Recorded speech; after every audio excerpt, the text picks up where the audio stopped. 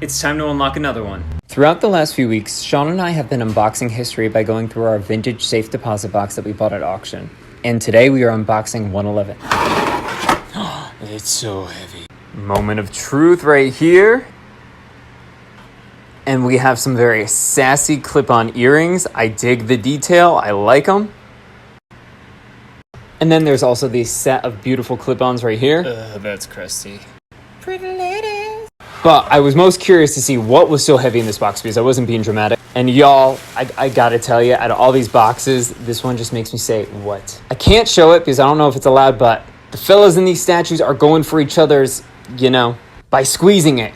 I just got a LOL to myself about this. It's safe to say that I'm putting this all on display in my home. Yes. Cover those babies up and boom. Nice new table centerpiece. I think it's time to unlock more history of our vintage safe deposit box. Unfortunately, today we had our first casualty for box 125. The key got stuck and broke in it. So stand by for this one. We're going to have to try to take that out and then hopefully pick that lock. But we'll pivot and do 126 instead. Damn carpet in the way. We have some weight to it. When I first saw this, I got very excited because it just looks cool. It looks old. It looks like it could be valuable. But then I saw this. But for whoever bought it, it was 60 cents at the time. It's so crazy that money actually looked like this. This is super heavy, so this is what I'm really excited to I can't even lie. I love it. No idea what the purpose is of it, but love it. Has anyone ever heard of one of these before? A bosun? From England, how fun. For follow-up on box 126. In the box, I found this, and I had no idea that there were literally hundreds of different ones made. And I also had found this Confederate replica money. But I ran out of time before I could go over these. The last item in this box was this envelope with all of these different patches. Now, if you have any idea on what these go to, please let me know. We have a fife and drum encampment, also a Klondike Derby, Tremont Spring Camporee, and then this like Hogwarts looking patch, a little shoe, a sun and an arrow, and then here obviously this is a Club Scouts, like a Boy Scouts patch. So I don't know, does that mean all of these are Boy Scout patches, or I feel like something like this looks like one, but then something like this I feel like doesn't look like a Boy Scout patch. So if you have any idea, please let me know. Stay tuned as Sean and I try to get this sucker open next by taking that broken key out from 125. Back at it to unlock another one of our 100-year-old safe deposit boxes. Last left off on 125, but unfortunately one of our keys did break off inside of it, so we had to get creative. We ended up investing in a lockpick set, and we did our research and we found that the master lock only has 2 springs that have to be unlocked and picked compared to the normal key spot that has up to 5 springs on the inside. But the biggest issue was getting this piece of the key out because this broken piece is stuck underneath one of the lock springs. We called the locksmith and he never got back to us, so we decided on... So after a little drilling, this is what we end up with. We drilled the locks out. So if you're curious on what the inside of a lock looks like, this is it. And these are the springs I was referring to before. Come back to see what we find inside. It's time to unlock another safe deposit box. Up today, we're unboxing 103. There's something inside. Moment of truth. Oh no. Do not understand. I don't. Oh god, I don't want to touch it. Insert that. Oh no. Oh no. Oh no. No. No. No. Audio right here.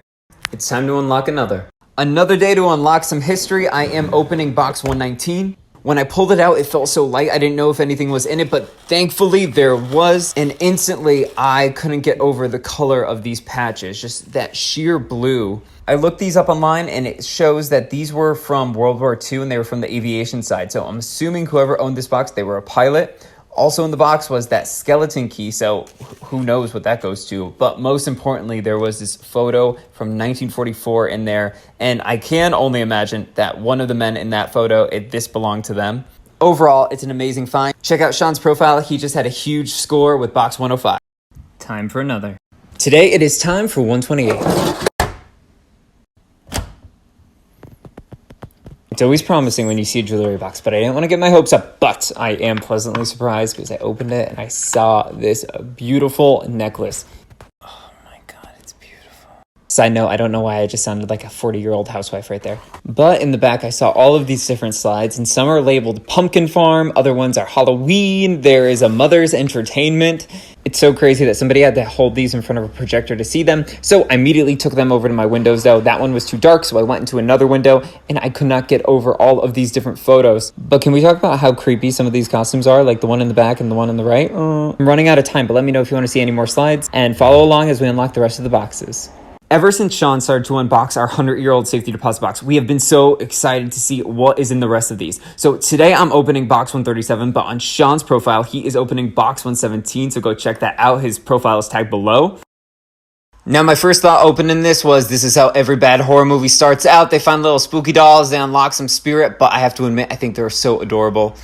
And then at first when I opened this, I thought it was empty, but I realized that there were photographs actually tucked on the inside, and one of them is actually plated in metal.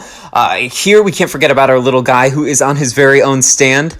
But aside from the dolls, really the star of the show are these photos. I mean, I can't get over just these experiences. Like that one right there, it looks like it was taken from a plane itself.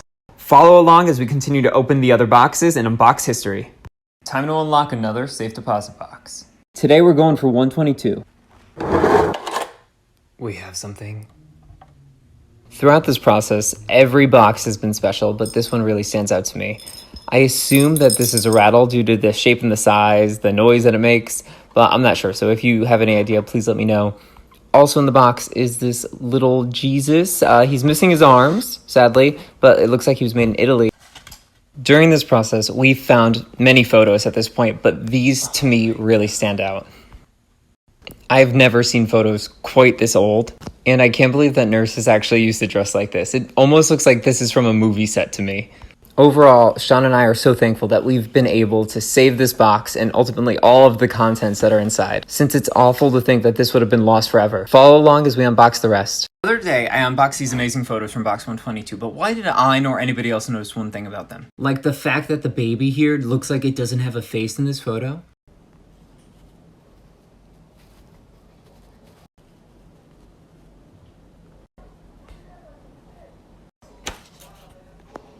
It's time to unlock another safe deposit box. Up today we are going for 113. I feel something, fingers crossed. And as always, moment of truth.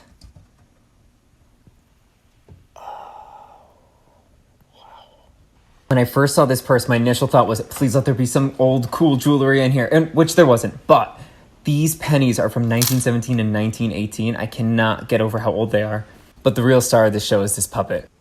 Girl, but what happened to your face? It's like a little reverse puppet. Has anybody ever seen one of these before? Oh my god, guys, look.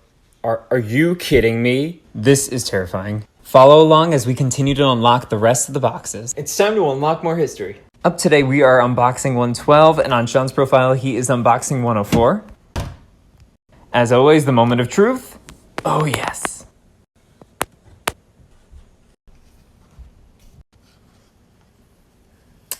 Oh my goodness, look how precious. That little fat. This was Helen and Betty. I don't know who these are. The woman on the left is your mother. Oh, okay, good to know. My goodness, look how pretty. Oh, baby Betty. Look how cute and little with this bonnet. Follow along as Sean and I continue to open the rest of the boxes. Let's unbox some more history. Up today, we are unboxing 102. Just kidding, box 102 is empty. So you know what? Let's go for 116. Oh, let there be something inside you, 116. Fingers crossed. Moment of truth. I am so excited right now. We hit the jackpot right here. Can we just talk about how iconic she looks in the front, just chilling? Throughout this process, my favorite part has been finding these old photographs, since I feel so honored and privileged and honestly lucky to be able to peek into these time capsules of these people's lives, to see who they were, what their family was like, who their friends were. And honestly, I feel like there's just such a charm about old photographs. I'm honestly just blown away by these. Follow along as Sean and I continue to unlock history, and on his profile, he just unboxed 120. It's time to unlock another box. Today we're unboxing 114. The inside is so crusty with this. Oh my god. We have something. You guys, I'm excited. Let's go. What? I was just about to be so confused. Oh my god, you guys. Inside this box is a Frerich vintage costume jewelry locket. Online, I did some research and I saw that this company was around from 1922 to 1990. Initially, their main focus was to produce accessories for clothing and hats, but then in the 1960s, the company launched a line of handmade jewelry. There is something so cool and spooky about old lockets. I absolutely love it. Follow along as we unlock the rest of the boxes. It's time to unbox another one. Today we are going for box 115. Over the past week, my partner Sean and I have been going through these 100-year-old safe deposit boxes. And throughout this entire process, my favorite part has been finding photos. We feel so lucky that we're able to peek into the lives of the people who once owned these boxes. And I can't help but wonder who these people were, how they were like, where they lived, what they did. And it's unfortunate that this box doesn't have any personal information on the inside, so I can't really do any research, but I can respectfully display these items. Also in this envelope, I found this bracelet. I have no idea what these pictures are. I don't know if maybe they're religious. If you have any idea, let me know in the comments. But follow along as Sean and I continue to go through the remaining boxes. On Sean's profile, he's going through the rest of box 117. Ever since we began to unbox history, we've been so excited to see what is in the rest of these 100-year-old safe deposit boxes. Today we're going for box 106. And on Sean's profile, he's going to continue going through box 117 with all those coins. At this point, I learned this pro tip: use the key ring so this way I don't kill the bottom of my fingernail. Now this envelope is barely holding together, but on the inside, these photos are just incredible. I have no idea who any of these people are, but obviously you could see it's a perfect time capsule of that moment, how happy they were, where they were at in their life, their big milestones, and I just feel so lucky that we're able to actually unbox these and be able to share them with others, especially all of you watching. For the boxes that don't have any personal information on the inside, I plan to display them in our home. I'm running out of time, but I just looked up and found out what this is. I'll explain next. Alright, I couldn't leave you guys hanging, so this is a follow-up video for box 106 and box 137. To go over the items I didn't have time to explain. First up, we have these Italian post stamps. From my basic research online, I was able to find that they're from 1953. I do not know much about stamps, so if you know anything about them, let me know. Initially, I only found one with the photos, but there was another one on the inside of this little pocket here. And then next we have a sea whistle that's either brass or copper, I'm not sure. From my research, this is a whistle that's usually used in the Navy because it could actually be heard over the different elements of different kinds of weather. I don't know how old this is. I don't see any kind of indication on it of a year or any stamps or anything like that. I have to admit, I totally want to see what it sounds like, although it kind of does freak me out a little bit to put my lips on it because I don't know whose it was. Also, it's just been in a box for how long. From watching a YouTube video, you're supposed to hold it like something like this. I didn't mean for my lips to touch it. As my partner Sean has started to open our 100-year-old safety deposit box, it's been incredible to see how these are their own time capsules, documenting people's milestones. Many people, including ourselves, have been curious to learn more about the people who once owned these. And after some research, we found information on Francis Joseph Elderman. He was born on May 2nd, 1921, in Webster Grove, Missouri, and was baptized 20 days after his birth at the Church of Holy Redeemer. This empty lot is where he used to live. And at the age of 21, he enlisted in the Army on August 19th, 1942, where his specialty was to be a rifleman. During his time of service, he was in the Battle of the Aleutian Islands, where he was awarded a Bronze Star. He was honorably discharged on October 11th, 1944, and surprisingly died at the young age of 48. Follow along as we continue to research Francis's life and go through the remaining boxes. Out of everything that Sean found in box 109, one of the most useful things was this marriage certificate. We know that Francis Joseph Elderman was married to Margaret Mary Higgins on the 17th of September in 1947. And we now know that they were married at James Church in Potosi. Fun fact, the church has been there since 1861. Still standing today. So our boy Francis here marries Margaret, okay, but there's no photos of her anywhere. She was born on July 19th, 1917, and passed away on November 27th in 2009. Okay, so she lived up until the point of being 92.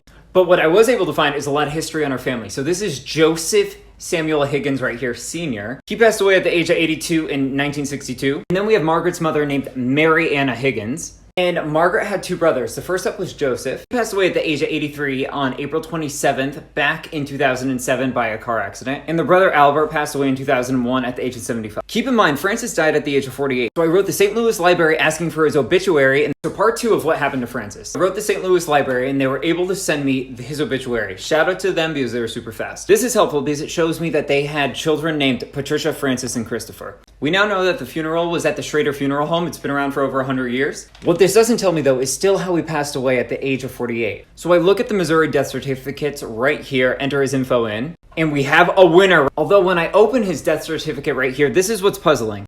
His cause of death is listed as unknown natural causes, which 48 just die and they can't determine it. Just seems strange. But on the positive, I now know his kids' names and I know his parents' names as well. So we're going to do some more research and see if any of his kids are still living today. Also, complete side note, the collector's deed that Sean pulled out of the box the other day, it looks normal, right? But when you hold it up to the light, it has some translucent writing on the inside. How cool is that? I just wanted to share. Follow along as we continue to go through these boxes. Now, from box 108, we found out a whole lot more about Margaret. We now know that she worked at the Washington County Commercial Bank in the year of 1944. She was 27 at the time. There, she worked as an assistant cashier. We now have a timeline because we know in 1947, Margaret marries Francis. And then on August 12th, 1948, Margaret checks into the hospital at 12:30 a.m.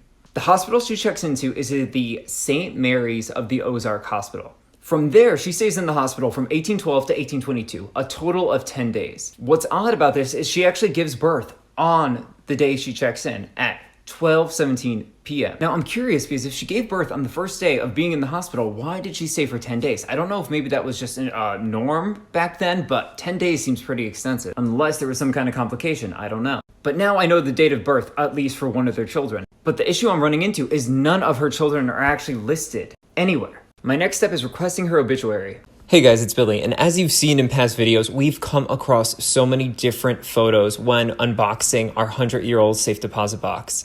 And for Sean and I, this is what we value the most. Being able to peek and glimpse into the lives of people, but also proudly display their items with respect and be able to appreciate them. I do think it's sad that these photos were just left behind and abandoned, forgotten, but what would make me even more sad is to think if these photos were just hidden away forever. So now I proudly have them in our hallway on the way upstairs. Fun fact, all of the frames that these are in, I actually found while dumpster diving behind corporate craft stores. They throw them away all the time. Over the past few weeks, we've loved unboxing history from our 100-year-old safe deposit box, but we couldn't let it stop there. To try and save other stories from being lost and forgotten, we went to our first estate sale of an elderly couple who recently passed away. And what was crazy is everything in the home was exactly where the original owners left it. It was like a preserved museum. All of the clothes were still in the dressers. They were still hanging in the closets. It was weird since it was almost like we were walking into a house of somebody who was still living. The previous residents had a daughter and her goal was to try to clear out as much of the house as possible. So that's why she had the estate sale. And from there, the home was going to be cleared out and all of these items were just going to be discarded. But we're so lucky that we went because you'll never believe what we discovered and had the chance to preserve.